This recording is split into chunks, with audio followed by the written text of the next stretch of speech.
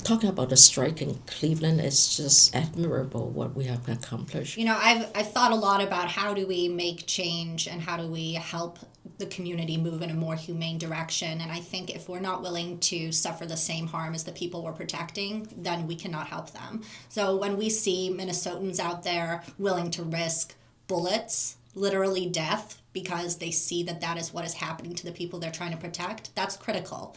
And when Cleveland says we're going to go on this strike, it's important. We're moving what happens often in the shadows into the light of the camera.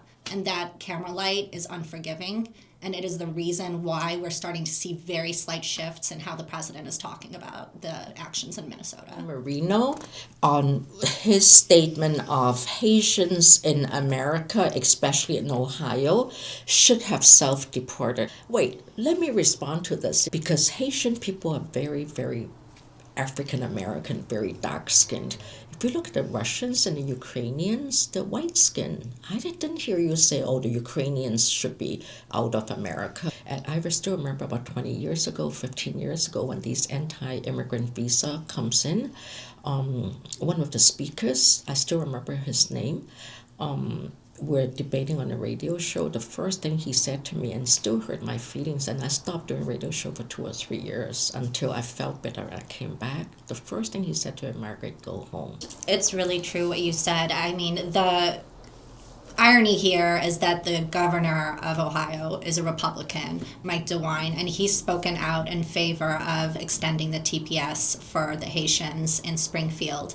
And it's not a coincidence that this is the community that they're targeting next. After going to Minneapolis, where they targeted Somali community, we have a large community of Somalis in Columbus and a large community of other African immigrants in Columbus. We have the Haitians in Springfield. They're going after communities where there are large Black immigrant populations, and it is frankly shameful. It is embarrassing that we have a government that so blatantly lies to our people. Secretary Nome stated that the situation in Haiti had improved since 2010 when TPS was created. That is completely false.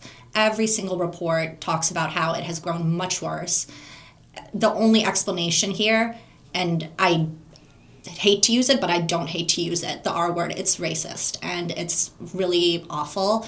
And I really hope that people can take a look at what they're doing and think, what are my children, what are my grandchildren going to say when they look at what I've done, and take that to heart.